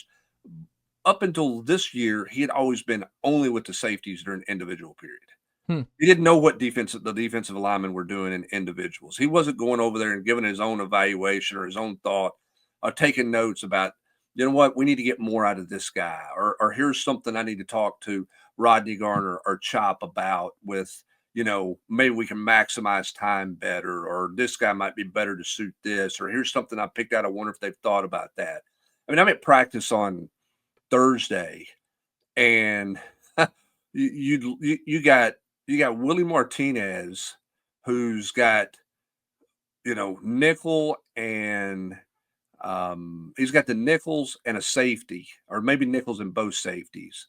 Alan Williams has got the right side corners, and the other analyst is got the left side corners. I mean, and then there's Tim Banks in the middle of the safety drill with Willie Martinez. You got 4 DB coaches working.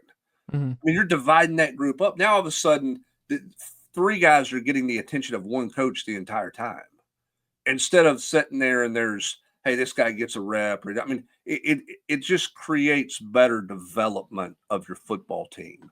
And I think those things are important. So I think, it's a good move for Tennessee. I really do. I like what Josh Heupel's done with those roles this offseason. Does your gut indicate, I mean, this is kind of hard to extrapolate out, but I mean, because when Littrell first came to Oklahoma, he started as an analyst, and then when Jeff Lebby got the Mississippi State job, he moved up to OC last year. Do you think this is a potential, like, learns the personnel, or you don't think he wants to be a co-OC with them? I don't know. I mean, I don't know what he wants to do there. I mean, you know what I'm saying? I think that, because he's still really young. He's like 43 or something. Yeah, I think he's looking to get the bad taste out of his mouth from the situation he was at Oklahoma. Kind of do his own self-scout of himself. Like, what did we do with the quarterback situation last year? Like, let me learn some things here. I think where Seth Littrell helps the most is what you said earlier. I mean, that's Josh Heupel's former roommate who was a fullback. Well, what do you think their mentality is? Yeah. Like, right? Like, I mean, how many times you think he probably just tore into Josh Heupel about not cleaning something up in his room, or, you know what I'm saying? Like, yes, I think his voice and Josh Heupel's willingness to be open-minded to him because of their relationship as teammates, and the fact that he has the experience he has as a head coach, I think is good for Josh Heupel. And I think Seth's personality is probably a little more boot in your rear end. Yeah. A little more harsh. and they probably need that on offense to a degree. I mean, he's got to be careful, and he has been. He's not stepping over, Joey Halsley's. Like, he's not grabbing, a headset and trying to call plays, but he's taking a lot of notes, and looking at things and saying, hey, we got to be harder on guys here. We got to be more stern about this. I mean, one of the things I would love to ask him is like, what's your evaluation of him with the penalties?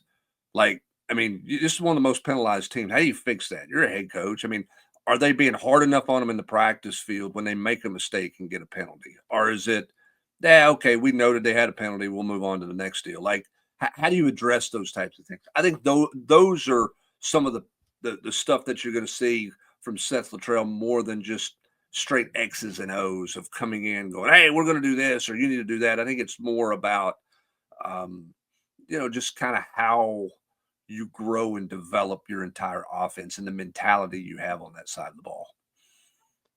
Before we end with a quick Kim Caldwell Lady Vols question for you, Brent. The news broke by Austin Price, Volquest, about Miles Kitselman. We talked about it at the top. 12 personnel was a heavy part of what Heupel was doing last year. Now with him gone for months, like it's still like practice, installs, what they're doing with scrimmages, everything else. Like, you've got two talented blue chippers, true freshmen in Brame and Van Dorselaer. Cole Harrison, we'll see where he's at. I mean, he was banged up last year. You definitely need him healthy. Now, Ethan Davis has played very sparingly for Tennessee at this point. Holden Stay's gone to the portal. You don't have another vet. Like, this was one of those combo gut punches to me, because he's also been behind the scenes. Everyone, if you ask, like, who do you think the leader is of this offense, Miles Kitselman's name comes up, and you're like, okay, so the leader is now going to be sidelined here for a little bit as you're breaking in a new center. Like, it's a big offseason for Nico and everything else.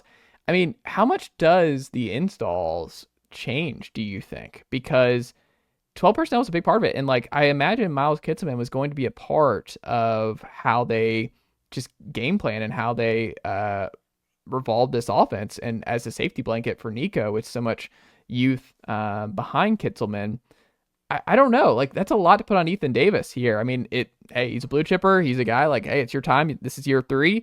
It's time to sink or swim. But I don't know. How much do you think this injury potentially changes wrinkles and what Tennessee might have had in store for the tight end position? Well, it depends on when you think he's going to be back.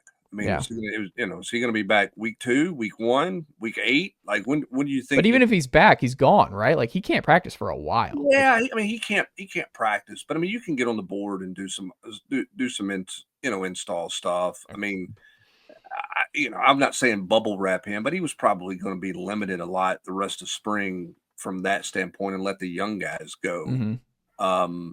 So I don't think you're suddenly now, okay, well, we don't have him this summer, so we can't work on the things we were going to work on with our tight ends. I mean, Cole Harrison didn't practice, but he was in meetings every day learning 12 personnel on the board. They put in 12 personnel last year in the summer, and it's not like they were practicing when they really put it in, right? It's not like Alec Abelin, hey, go boys, go put on your pads and let's go out here and play. I mean, it's not what you do in the summer because you can't. So I think you can still install some of that stuff. And again, it's already been installed. So it's not like it's totally sort of brand new like it was a year ago.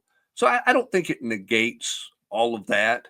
I think what it means is, what can you run this early in the season, because when do you get him back?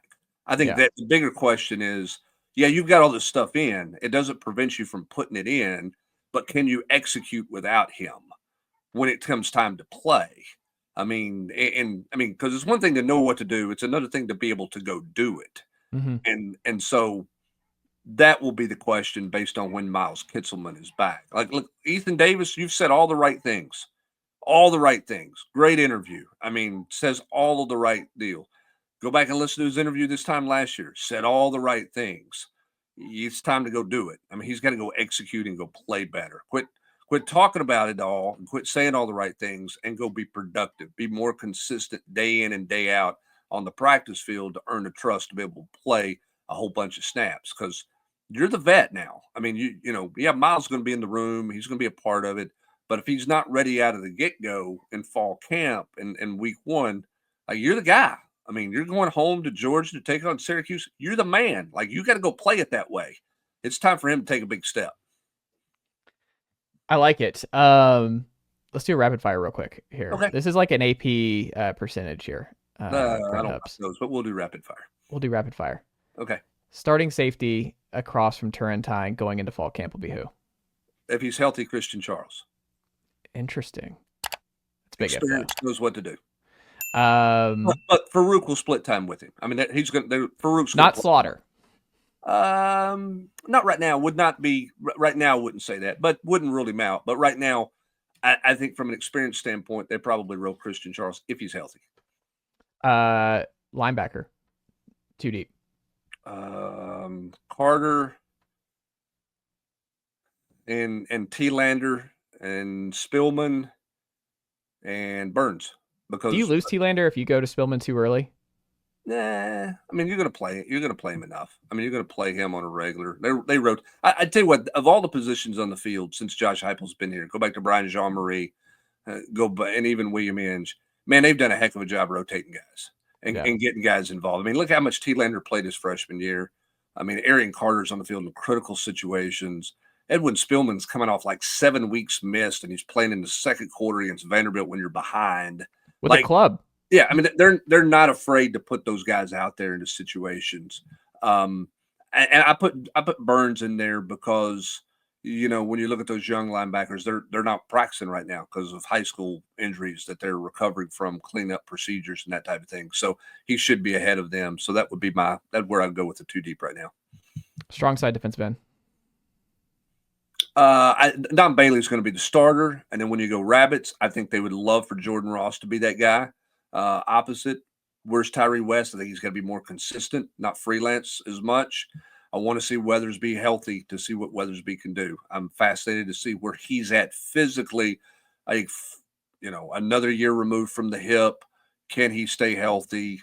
Kind of go from there. I'm really interested to hear what Jordan Ross does the back half of spring here now that he's starting to get turned loose more and more. It's a shame Marion Dye at 260 pounds is not getting to go through spring. There's another shoulder from high school that you're dealing with. Very common thing that a lot of high school kids are dealing with shoulder stuff that they're waiting to get fixed when they come to college. They just brace it up and play in high school, and it's setting them back even as midterm guys. I mean, you got 3 freshmen with those 2 linebackers and Dye who are not going through spring because of high school shoulder injuries. Interesting. Center. I'm gonna go Satterwhite right now, and until I get proven otherwise, I'm gonna go William Satterwhite.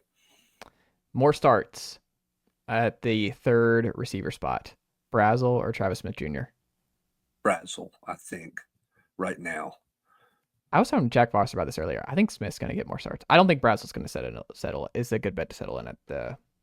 I had an interesting conversation with Chris Brazzell earlier this week, talking about how much more comfortable he feels and how he really never felt comfortable a year ago. Mm-hmm. Particularly when they put more people on the field. Like routes versus air was fine. One-on-ones was fine. Then you started adding things where you had to start to do all the choice read stuff. He wasn't real comfortable. So does he grasp it better? And can Travis Smith grasp it out of the gate? We'll find out.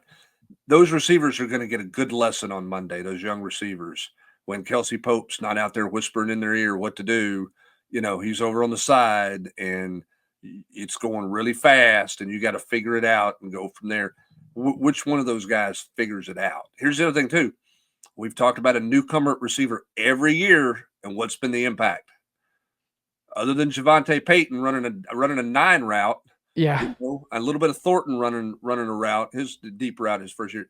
Those guys have kind of taken to year 2 to kind of get settled in and really get a grasp of things. That's why I just don't understand. Like, you don't need to take a receiver. Like, they're not going to be an impact. Like, if you're trying to get a veteran receiver right now, like in January you got a better chance. In late April, 1st of May, I think it's hard to get them ready to play. Yeah, I really do. Now, Brew got here. I mean, Brew got here late. True. And he was okay in 22. I mean, 22 was his first year. I mean, he did some things. It was a little bit limited, but I mean, he did some things at LSU. Obviously, had the big catch against Alabama, but he came Big on. catch against Florida too, right? Didn't he? Yeah, he had a touchdown catch against Penn State or Pittsburgh. Excuse me. That's right. I knew it was Pittsburgh. I just blacked out with the 27th target to Cedric Tillman. But he caught a deep ball in that game. That was a touchdown. That was important. Yeah. So he did some things. So you could maybe take a veteran, that way and maybe get something out of him. But yeah, it'd be a risk for sure. It also might end up being a blessing in disguise, Brent, because if Travis Smith does end up, because I just think he has a different kind of frame and skill set than what Tennessee's had. He's like a blue chip version of Cedric Tillman coming out of high school to me, where Fair.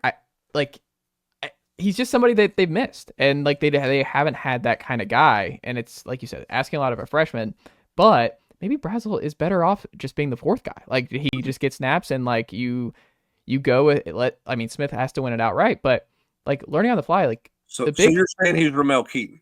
Yes. Like what if Brazzell is better off being Ramel Keaton? Better as the 4 sub guy than being the focal point. Maybe we'll see. And I think that might end up being the best case. Like because Tennessee, I was talking to AP about this last week. Like the looming Jake Merklinger versus George McIntyre versus Faison Brandon battle next year.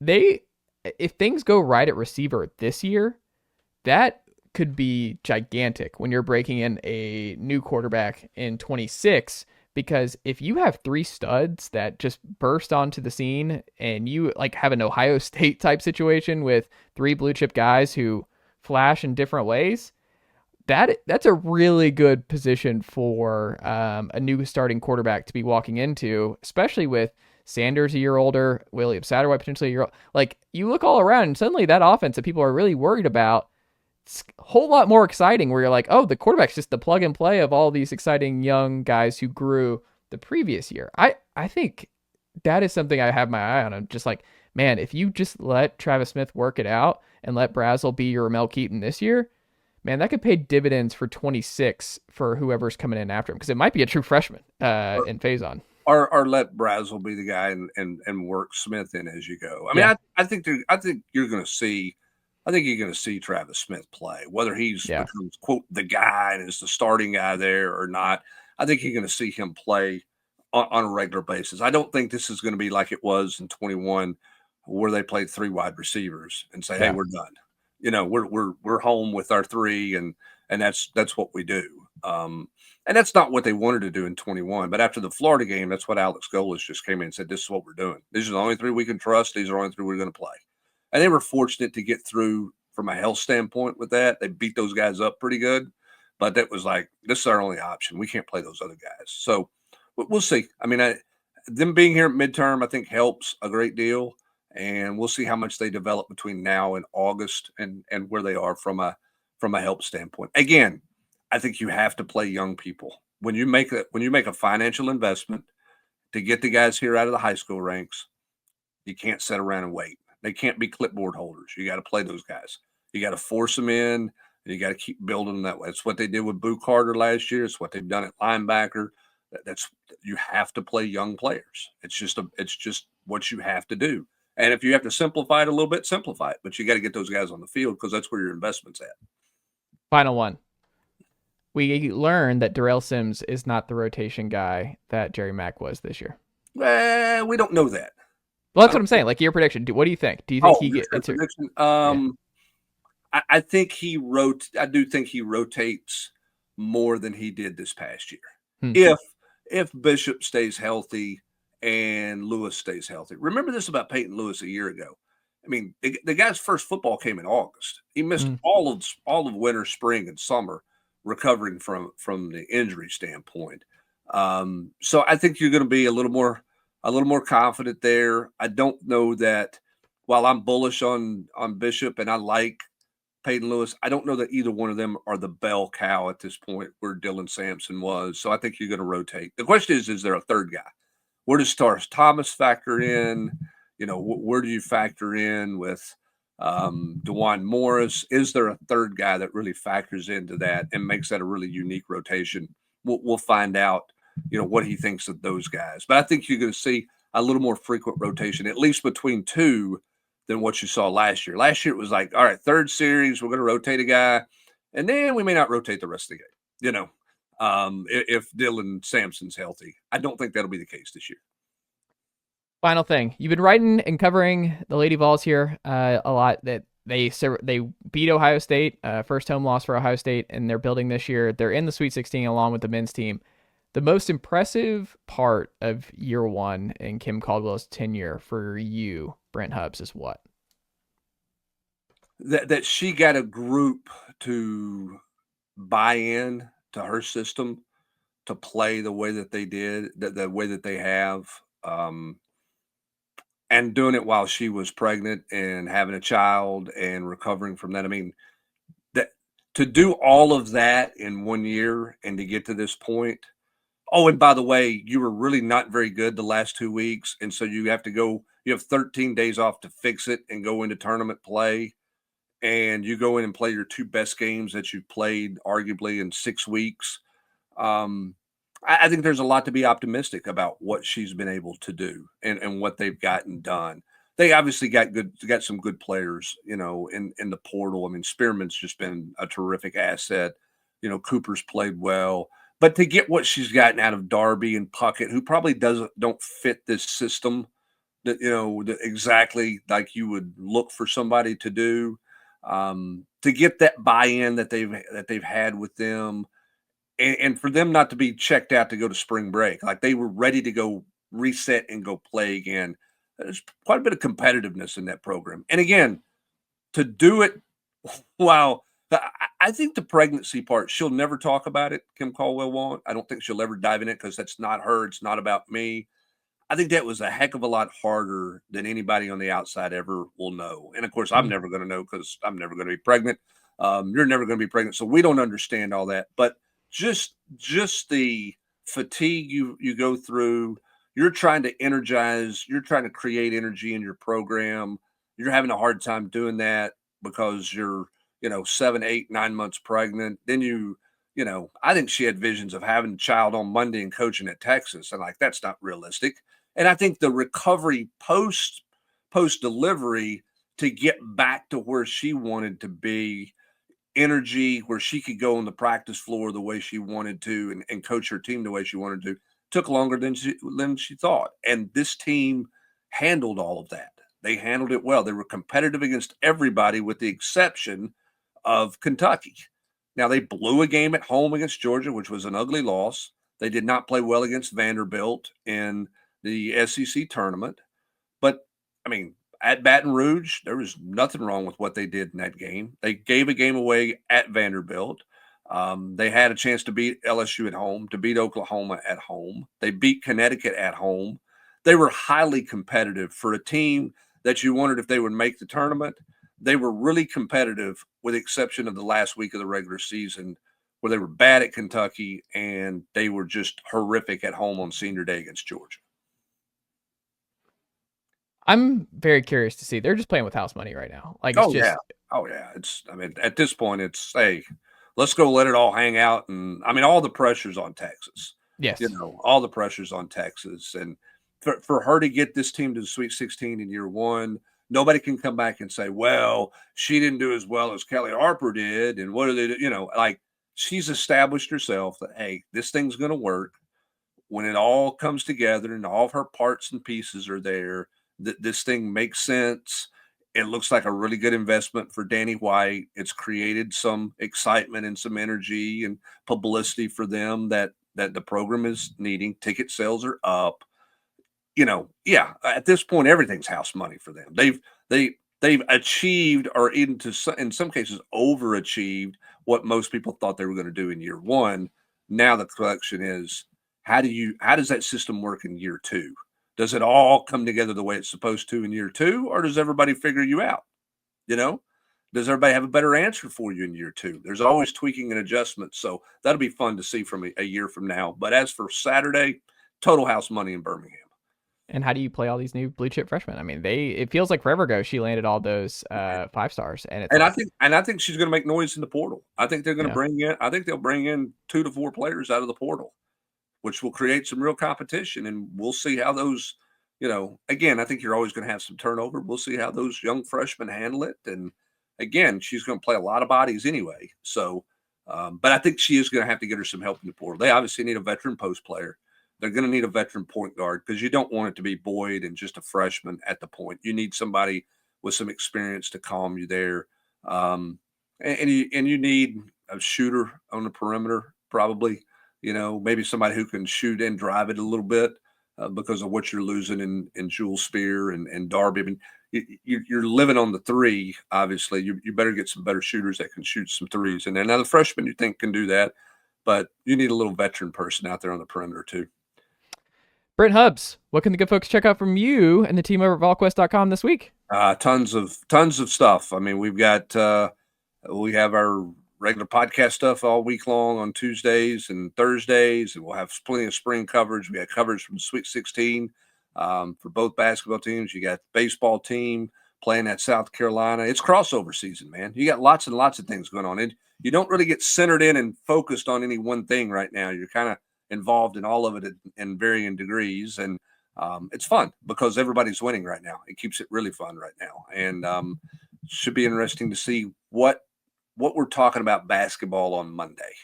Is it over? Is somebody left? What's the feeling on basketball come Monday for both teams? It's house money for the Lady Vols. It would certainly be an upset for them to continue to be playing. On the men's side of things, is it a disappointment from the Kentucky game, or is it, hey, you're in the Elite Eight and, man, you ran up against a really good team, or do you break through and get to the Final Four? Be a fascinating weekend of basketball. And then there's me, who's going to be like waiting for going to the general's quarters to see who shined and who didn't in Monday's spring football scrimmage for Tennessee. Yeah, that'd be Monday night. We'll have coverage. Josh and I will be talking about that Monday night. We'll have some notes from that deal on Monday night as well. You just want to forward those over, Brent, that just to make it easier on my end, just so I'll be ready for it on Monday night. Start looking for those around 9:30 Monday night. Okay. Around Monday night chat. No, it's a Monday night scrimmage, so I don't know that we'll do a chat because we're not going to get out of the stadium after Josh. Breaking news on this podcast. I need to buy sound effects. No Monday night chat. We may not. I don't know. We may not get back away from football coverage to get into the chat at 10:00. We'll just have to see. We'll explore all those options. We're fluid and flexible at this point in time. I'm a lunatic. I'm so ready for it. I really just miss football, Brent. I'm ready for it to be back. I want to see how the receivers play. I want to see what this defense looks like. I want to see what Nico looks like in year 3. I want to see Satterwhite at center. I don't know. I'm ready for Syracuse, man. And we got a long way to go. Well, but that's the fun part is the thing, again, like we said earlier, there's a lot of questions, but you feel like they have good answers to the questions. It's just how good are the answers going to be? They're so much better than they were, but how good are they right out of the gate here? Going to make it entertaining. I can't wait. Brent Hubbs, always a pleasure. Go subscribe, Volquest.com today if you have not already, and we'll check back in again very soon. All right. Thanks, Chase. Appreciate you.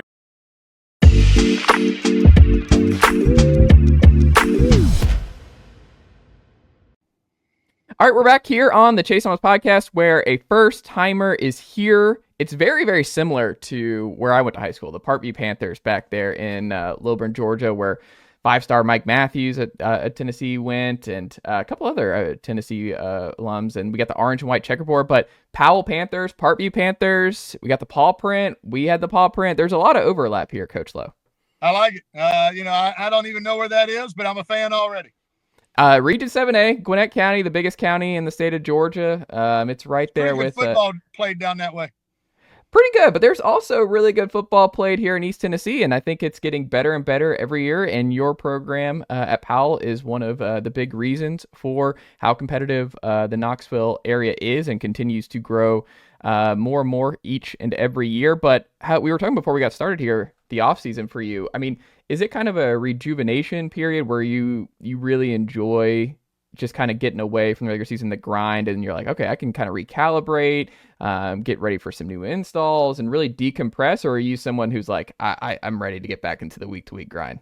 It is a very different, segment than it is during season. And so I really enjoy the weight room session. We get more time from January until spring practice with these guys than we get any other time of the year. So what you really see is a lot of growth in those current freshmen that have never been through a 5-month, 6-month period of lifting and trying to really, reshape their bodies. And so you see a lot of growth in those young kids as you go through it. And then, as I was telling you, I'm such a huge fan of spring practice.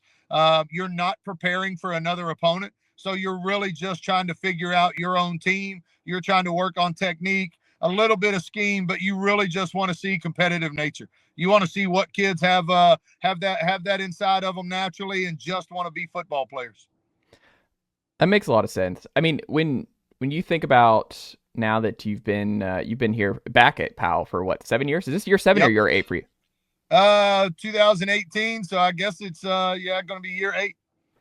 Does it feel like it's already been 8 years for you back at Powell? It feels like I just came back. What has changed for you in your offseason program? I mean, is it still just kind of like you stick to what you know? Because, I mean, you've been consistently successful at Powell, but is there something that you've kind of learned over the last 8 years that you've kind of evolved or taken from the coaches or just clinics and things like that where you're like, okay, that might work for our program. That's something I hadn't considered and I might try out? Well, as the program has continued to grow, our numbers kind of forced us into this. But one of the things I love that we do at Powell is we split up our lifting groups. We've got a big guy lifting group that goes in the morning. Coach Melvin and the O-line, D-line guys, really run that segment. And then in the afternoon, we have our skill guys come in. And so, we're really training those guys as very different athletes. Football is very unique in the fact that a lot of different body types, a lot of different body shapes and athleticism make up an entire team. And so we really feel like we're getting the most out of our kids by lifting them in different ways. We're trying to develop the things that they're naturally already good at, but, we're also trying to develop them athletically in a very different program.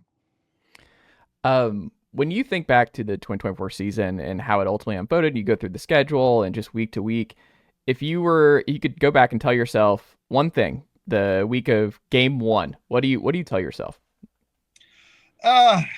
Just sit back and enjoy the experience we had last year.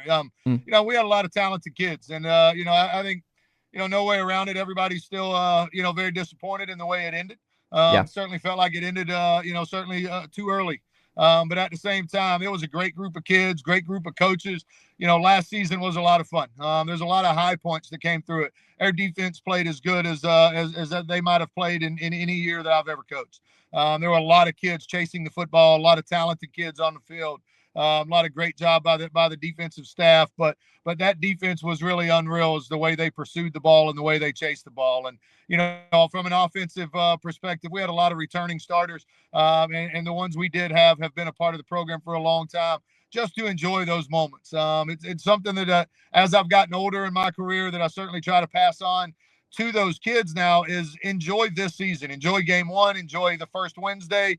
You're going to hit a lot of check marks along the way, and you don't ever get to redo it. Whether it's your sophomore season or your senior season, once it's gone, it's gone. And so don't ever take it for granted.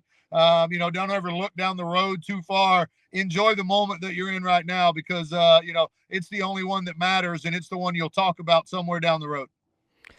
It was a dominant season. It was weird in some ways. I mean, you have the Anderson County opener who was really good last year and you lose that game, but you then reel 7 wins in a row right after that in a lot of blowout fashion. And I mean, you really did not let the Anderson County opener kind of change the way the trajectory of this season went. Did you have that inkling? What did you tell your team after that Anderson County loss to just, hey, it's all right. We're going to recalibrate and we've got the whole season in front of us. And you went on a big time run. What flipped for you there? I think a lot of it's just, we know Anderson County is a great program. We know they had really talented kids. They're a good school. It's why we schedule them week 1 every year. Me and their coaching staff have known each other a long time. We know somebody's going to come out of that game and it's going to propel them to feel good about themselves and move forward. And somebody's going to come out disappointed and have to regroup and grow from it. But we know we're 2 quality teams, 2 quality programs going against each other early in the season. And so if you're going to have some of those setbacks, you want them early on. And you certainly want them out of region opponents. And so, we know that going in. But yeah, we took it on the chin. They beat us up physically. It wasn't something we expected. And our kids had to regroup. We had opportunities. I thought our kids did a good job in the second half of fighting back and giving ourselves a chance to win there late. but we made some mistakes. And, you know, that's a lot of what early season football is, especially when you're dealing with high school kids, is identifying what those mistakes are, figuring out how to get them corrected so that as you get to that middle of the season, and certainly as you get to that later part of the season and playoffs, there are no redos come playoff time. So, you know, you've got to learn some of those lessons early on, but more importantly, you've got to learn not to repeat those same lessons, you know, as you move throughout the season. Do you think that's more advantageous for a veteran group like you had last year to play stiff competition early, or do you think and then conversely, do you think when you have a younger team or a lot of new starters that it might be better to kind of ease into those big time kind of matchups, and you don't want a big matchup against like an Anderson County right out of the gate to make that a learning experience? Like, do you kind of differentiate between who you're bringing back? You know, for us, really not. Scheduling has been a problem over the last 5 or 6 years, which is a good problem to have. But at the same time, the new 8-team region certainly helped with that this off season. But at the same time, as long as Anderson County and us are willing to play, I think this is a game that both coaching staffs will probably keep on here as long as me and Davey are still in the same spot. You know, and so until they run one of the two of us off, he's at his alma mater, I'm at mine. So at some point they'll run one of us off, but until then we'll probably continue to play. But I think it can go both ways. You want those veteran guys to really help and pull along those young guys. But at the same time, if you're going to shock a kid, if you're going to throw him out there, you know, as a first-time starter in a big-time environment like playing at Anderson County or at Powell, you know, two schools that are separated by 13 miles, have great fan bases, great communities, you know, there's no better way to do that. You know, you throw him out there, you see exactly how he responds. And now you as a coaching staff, but him as an individual player, he has a good idea of where he is right now, where his growth needs to come from, what you need to work on a day-to-day basis to get him ready for the next situation that comes up. So, you know, there's going to be big games down the road, but you know, there's going to be really big games come November football. And so you've got to get those experiences where you can. And, you know, starting the season off with a bang and a great opponent's always a great way to do that. When you think back to, I mean, the Sevier County game was an all-timer. Like, that's why people like that. That's why you go to the games if you're a fan. That's why you just buy in throughout the year. It's like for those kind of games, you just never know when they're going to pop up. And it obviously did not go the way you wanted it to go at the end. But it is one of those games that people in Knoxville, I think, will talk about years and years from now. We're like, remember that Powell Sevier County game? And like this offseason, from fans and just your experience, what has that game been like post game? Like, because it was just such a big one. Have you just a lot of people just asking you about it? Has it been something that you don't want to think about too much because you kind of want to flip the script, flip the page to the next year? But also it was an all-time game. Like, it's one of the best games you'll see in high school football here in East Tennessee. It certainly was. As a fan of the sport, it is a great game to go back and watch. As the guy that was watching it crumble in front of his eyes and get stuck in quicksand and can't get out of it, you know, there were a lot of miserable points. You know, and most people have the same. Hey, you know, we thought the game was over. With 3 minutes to go, you're up by 14. You know, it looks like you had done everything that needed to be done in order for the game to move forward and move on to the third round. And so, you know, credit to those guys. Credit to those young men who continue to play and continue to fight and continue to do things.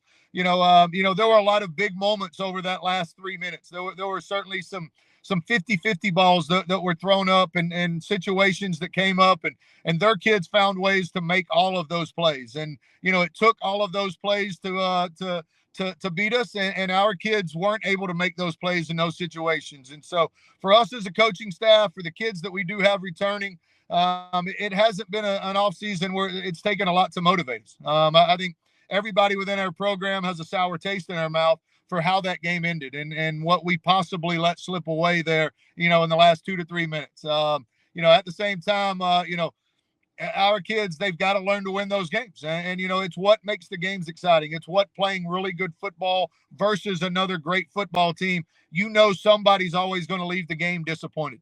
You know, it's what makes you get so excited to play in that big time matchup on TV with so many people watching, with so much at stake. It's why you do this job. It's why every athlete wants to be in front of the big stadiums and the big crowds, is because you want to perform well on center stage. And so it's not always going to go your way. You know, we've had lots of opportunities where maybe we were able to rise up and steal a win from somebody. But, you know, when it goes the other route, all you can do is regroup. All you can do is get those kids. Don't get me wrong. They're reminded of that feeling that occurred, a lot of times during this off season and during weight room times when we're doing conditioning. The ending to that game certainly gets brought up from time to time. And so, you're trying to do everything you can to motivate kids, but a lot of our kids have been self-motivated coming into this off season. I mean, it's just the all-time great bulletin board material where it's one of those things that makes winning a championship or getting past a Sevier County or a West or whoever a year later more sweet, right? Like you need both. Like Tennessee baseball needed to be upset by Notre Dame in the Supers in 2022 because you learn from it. Like you faced adversity in 2023 where it's not easy to be the number one team in the country every year. And you were 5-10 to start off SEC play and you had to fight your way to Omaha. And then you win a national title, and it just means so much more, I think, for the fan base, for the group, because you had those highs and lows, and you had that experience, because it's just not easy. Like, only one team wins when it's all said and done here, as you well know, Coach. And I think that's something that fans can forget is, like, there's only one team that wins. And when you think about last year, all three of your losses were close. Like, all three of them, whether it was West, Anderson County, or Sevier County, like, they're all close, and they're all against, the premier best programs in the state. So, I mean, it's such a fine line, right? Like it's easy to get wrapped up in it, but it's like, man, there's like a possession here that like we're close. We were very, very close to having an undefeated season. Correct. And it's a great compliment to be able to be in that conversation with so many of those great programs. But at the same time, I agree with you completely. There's a lot of really good programs in East Tennessee. You want to be in the conversation as one of those guys, but you want to be competing against one of those guys. Whether it's the second round or the third round, or with this new system they have set up, who knows, maybe it'll be a semifinal game. But you want to be in the conversation. You want to be one of those teams that has a bullseye on you. People think you've got a chance to win it year in and year out. And, that's all you're trying to do as a program. But now it is very special. We were lucky enough to win it there in 21 and everything had to go our way and a lot of pieces had to line up. But that's made, once you've gotten there and you've got to taste what that feels like and the celebration that occurs from the community, from the fans, from the fan base, for those young people to have those stories to tell. This will be the first class, this rising senior group, that wasn't a part of the team in 21. And so these guys were eighth graders and they got to hear about it and see about it. Now that they've got that taste in their mouth, hey, we've got to make our own mark. We've got to be able to get one of those, for ourselves. And so, there's a lot of things can certainly play into it, but, there's so many good, talented teams in Knoxville and the greater Knoxville area that I think you're going to see a lot better or a lot more of those marquee matchups where teams are playing each other to give themselves a chance to go play for a title. You mentioned the new playoff format coming in this year. Do you like the new seating structure? Are you a proponent of it? Yeah, I like it. One of the things when us and West seem to be competing 3-4 years in a row, either in the regular season or certainly meeting up in the third round each year, I always feel like that should be a semifinal type of game. Whether it's West and Sevier County last year meeting up, that should be a semifinal type of game. The winner gets to go play whoever comes out of the West. And so, I like the way they're doing it. It is going to create some different matchups. It is certainly going to create, some things as you come across it. We're not used to second round games being against Middle Tennessee type opponents. So it's going to create some travel, but anytime you're playing some new people in the playoffs, I don't think that's a bad thing. And, I think you're going to get some new rivalries that'll be certainly created out of it. What is the big spring summer position battles that you're most curious to see how they unfold for your team? One of the big things, we got to replace all three linebackers. We had three linebackers. Each of them started multiple years for us, the last 2, if not 3 years. And so, we've got some guys that are coming into that role that we feel good about, have kind of waited their time, but they've never been in there with the first string defense. And so now we want to see how those guys handle it, going against it. We got to replace running backs. Last year, we had 3 running backs that were major contributors, and all 3 of them were seniors. So much of it was on Connor Wheeler, but then Fabi Niwa and Abu Kiefer and even Jonte Dunn, they're all seniors that were part of that group. So again, we've got some talented young guys that are going to be in that mix, that are going to get thrown in there behind that one offensive line. And we've got to find out what those guys can handle. And, there's a couple of offensive linemen and certainly, a couple of defensive linemen that are going to be their first time in the huddle with the ones. And, you never know how a kid's going to respond. You like him. You think he's ready for it based on everything you've seen. But now all of a sudden, the guy he's going against on the other side's a one also. And so let's see how he responds, when it's good on good. And that's a lot of what spring practice is for us is putting good on good and finding out who will compete. I love it. To wrap, a couple of non-football questions for you, Matt. Okay. It's spring break time here across the country. You get to decide in the family, like where we're going for your perfect spring break. Money is no object. Where is Matt Lowe going on spring break? I'm a lot more of a beach guy. Okay. I like, I've always told people when I retire, when they kick me out of this game and I don't have anything else to do, I'd like to be a pirate someday and just scuba dive all day long and search the ocean floors. So, if we get to pick and we're going somewhere exotic, somewhere, my girls have never been, I've got 3 daughters and my wife, we're going somewhere we've never been, but there's certainly going to be a beach around and hopefully lots of fresh seafood. And that's probably the route we'll go. So scuba, have you been around sharks? Are we talking how serious are you getting scuba I've wise? never actually done any of those things. It's just what I want to do. Okay. If I get to pick, I'm just going to retire somewhere and be on the beach all day long and go that route. Now, I know that's probably not going to happen, but if I get to play make believe, that's certainly the route I'm going to go. Hey, never say never here, Coach Lowe. That's right. Never say never. We could always win the lottery. Hey, who knows? Who knows? Matt Lowe, lottery winner. It could happen. Right. Final thing. Are you an off-season reader? Do you catch up on books, like any motivational, leadership, any fiction, anything like that? What are you kind of reading or going to learn and just grow as a coach and leader? I don't know that I'm a reader. I don't know that I've mastered that art of being able to consistently sit down and read through books. Sometimes my very overactive ADHD self, kind of kicks in. But I love being around successful people. One of the things I've always done the last 5, 6, really 10 years is I try to schedule lunches with people that, maybe have nothing to do with the world of football or sports, but I would love to go to lunch with successful people. I just want to pick their brain. I think so much of it crosses over, whether you're talking about sports or whether you're talking about business or any other factor in their life. Some of them are just incredible fathers and men of faith and leaders of men. I love being around successful people. So I want to do everything I can to try and sit down with them and just talk to them and find out what their core beliefs are. I love hearing successful people's stories of where they started and how they achieved what they achieved in their life. And so, for me, that's really one of those things that over the last 10 years, I've had great opportunities through casual conversations or people I know to be able to just sit down and have conversations with people that I really have no purpose with, that have started businesses in their garage, that have gone on to be successful, of just hearing their backstory and finding out maybe some of the steps they've taken, along the way in order to achieve what they have achieved. And so, again, I think so many of those same principles cross over into the world of sports, and you're just trying to emulate some of those people that have had great success. I think we got a podcast here. Lowe is listening. I think we got a podcast for you, Coach. All right, I'm in. I love it. Tell the good folks how they can support Powell football here this spring and summer as we wrap up here today. Yeah, we hit the field, this spring practice last week of April. We're on the field.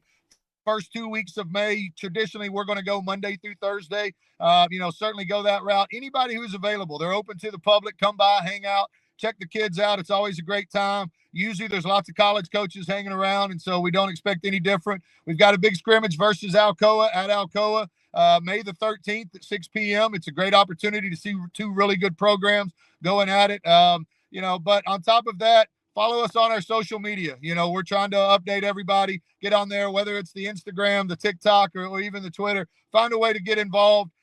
These kids need support. They've got a lot of distractions in their life. Football gives them something that they can certainly become, lay some of their egos to the side, join in with a bunch of other guys that have the same interest to them, and certainly go out there and do something they love. I love it. Good luck this spring and summer, Coach, and we'll have to check back in again soon. You got it. Sounds great. Anytime. Nicely done, nephew. The Chase Thomas Podcast. Hell yeah.